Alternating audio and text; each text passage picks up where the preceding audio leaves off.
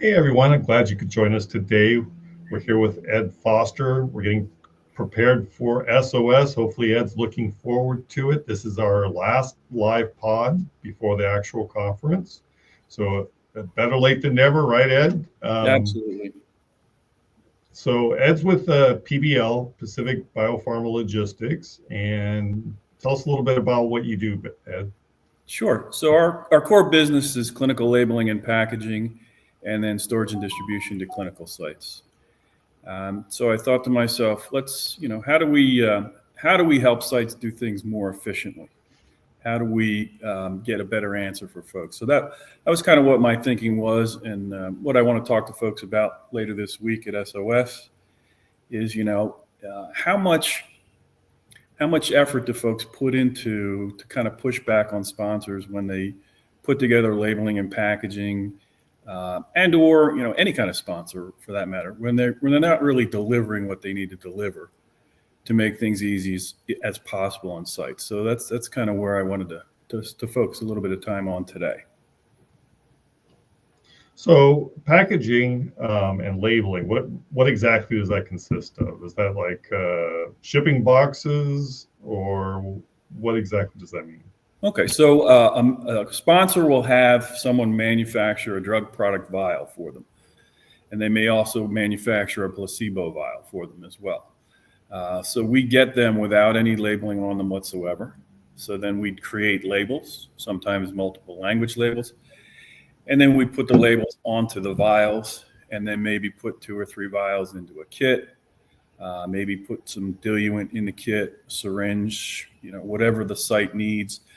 I like to tell sponsors, whatever you need in the hands of the clinician to administer to the patient is what we can provide. But primarily it's around drug product and or placebos is what we're supplying. Oh, I see. So those labels with the sometimes very long bottle numbers, that's coming from your company. Exactly. Okay. I can't, other than you have to take great care with making sure the numbers are appropriate. I assume that's automated and not too problematic on your end. Hopefully Correct. not. I've Right. never experienced a problem with that on my end at the site level. Mm-hmm. But Well, yeah, and we've seen things where I've been doing this for a couple of years now, and when a sponsor comes to me and says, "Hey, I want to put this type of a package together, and here's what I want to do, and here's how the label should sit on the box or the bottle," and over time you get a sense of how hard or how easy something's going to be for a clinician to administer. And we're kind of in a position where we can push back a little bit. Certainly myself with some of my smaller customers, and say, hey, this is probably not the best presentation for this particular drug product. Let's think about doing things differently.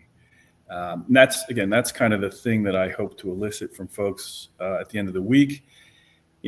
Even though they might not be have the ability to influence the decision to choose someone like myself, they've been victim of some of these packaging nightmares or things that are just too complicated. That's one of the things I want to get from people is, tell me a horror story. Tell me when you received material in and you wanted to dose a patient, but it just was complicated because the packaging or the labeling was poorly thought out.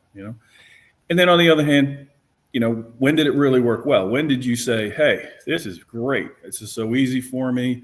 I just need to do this and this, and away we go. So, I'm a big fan of trying to help people improve the processes, whether I'm involved in that or not, right? So, thinking about what makes things better, and not just with respect to labeling and packaging. So, any vendor that impacts what the clinician is going to do before dosing, whether that's IRT, whether that's patient recruitment, whether it's reimbursement, any of the site issues you have to deal with. That's the kind of thing where these meetings, folks hopefully come literally to the tables of people like me and say, hey, this works well, or this doesn't work well. I don't know of a clinical supply professional who wouldn't sit down with someone and listen to how to make things better. That's kind of the backdrop, if you will, of kind of what we do. So I can't, again, I can't recall ever having an issue with a label per se, Mhm. but I do recall a specific study, one, in which the directions for mixing the drug Mhm. were incorrect. Oh boy. Uh, Now, do you handle that aspect in terms of providing instructions and things of that nature? We would include that in the packaging, but one of the things is, again, we'd obviously read the instructions and compare it to the protocol as well. So a lot of what we do in the background is try to figure out what this is going to feel like and look like in the hands of whoever's doing the dispensing. Mm-hmm. Something like that's kind of tough. I mean, that's a big miss.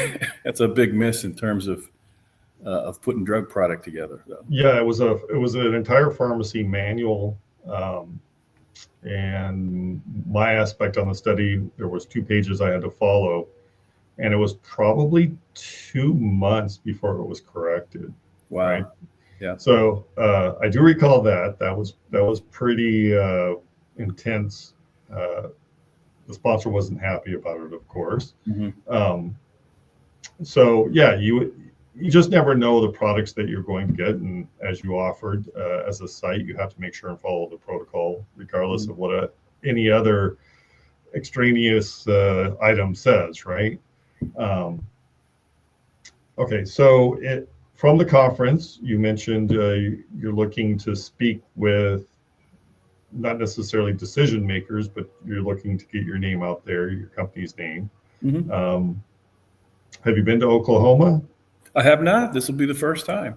Yeah, me too. About everyone we speak to, their first time. So, what are you hoping to get out of the conference? Is there anything specific other than just, hey, I'm with PBL, and they bring us up to sponsors if you're speaking to a site, and of course Mm-hmm. there'll be sponsors there as well. Yeah, I approach meetings like this. I recognize this is going to be a lot of site personnel and site specific personnel there who aren't in the decision making process for what we do ourselves. But they're there and they kind of know, similar to your story, they know of things that didn't work well or did work well. So I'm trying to get some more of those stories, because the more I hear feedback at the point of use, the better we become as an organization for everyone, right? Not necessarily Mm-hmm. just for our sponsors, but for the sites as well. And at the end of the day, we all do what we do to improve patients' lives, full stop, right? So to the extent that can be done better and it can be done quicker and more efficiently, those are the stories I want to get from folks. If they stop by the booth and say, hey, this, hopefully they saw the podcast and they say, hey, we had this terrible, terrible issue with X, right? Mm-hmm. Not to, somebody's got their snowblower going. Sorry, that's me in the background. I can barely hear it. It's amazing that you can hear it so well. Okay. As I was saying, but it's important to make sure that we do the best we can for the clinician and the patient, because we all know, it's hard enough to get the patients recruited and get them enrolled. And then once they're enrolled, losing one is really difficult. It's costly. It takes a lot of time and effort to replace them. So, that's kind of thing where for me, I can go back to my customers and say, hey, that setup is going to be a nightmare. You're going to lose patients. You're going to lose enrollment. You're not going to enroll. All the things sponsors don't want to hear about enrollment and patient retention. So, again, to that point, those are the stories, the conversations I'd like to have with folks. And I would like for folks to attend the conference. I think it's important for them as they progress in their career to reach out and sit down with folks like myself, folks who do recruiting, folks who do reimbursement, the data center folks. Sit down with them. I'm not saying seek them out on a regular basis, of course, but sit down with them while you're at the show and find out what they do. Tell them what you think makes sense. Tell them what you think makes the process better or their product better. That kind of promotion, I guess, if you will, is really what I hope to gain. All right. So will it be just you at the conference, or will you have others there from the company? Just me this time. I'm basically a one-man band, so we're a relatively small shop. So I do a lot of the sales and marketing and the conference types of things. And um, sometimes, being a one-man band, you get stuck behind the tabletop a lot. So, be nice to have some conversations with folks. Be nice So, to meet some of the folks as well, like meet you in person and meet Dan and Brad, meet them in person. We see them posting a lot on LinkedIn quite a bit. oh, absolutely. They're very prevalent there and other social media platforms. So, anyone who's listening or watching this later, if you have a horror story, you have to go to Ed. He wants to hear about it. Absolutely. That's right. And with those horror stories, you're going to implement new strategies on how to tackle these issues, I assume.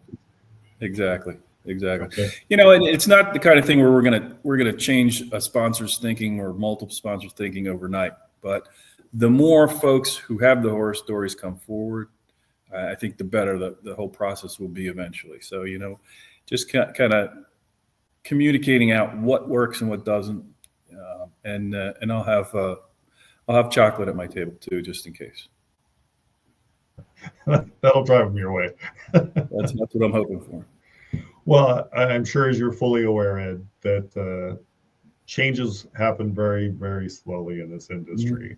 Um, even if you should hear a horror story that's fairly common, you still won't get rapid changes oftentimes, right? Which is unfortunate.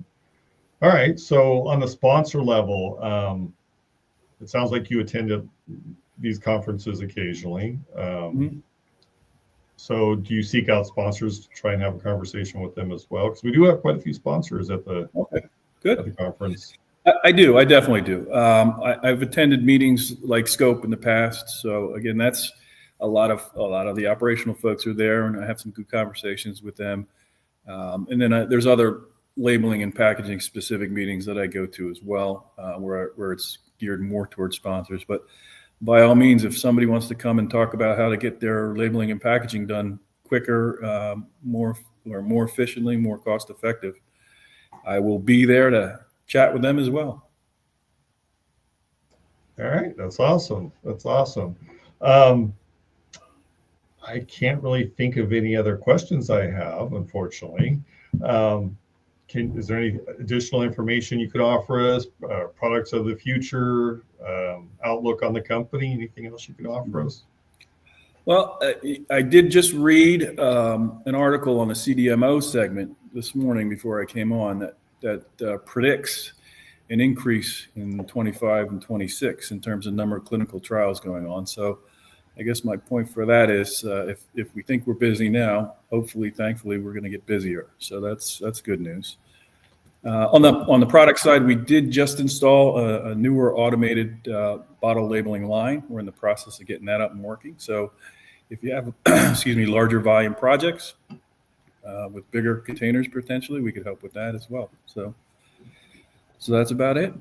So I'm just curious, do you ever consider getting into other labeling? Because there is other labeling aside from IP for studies.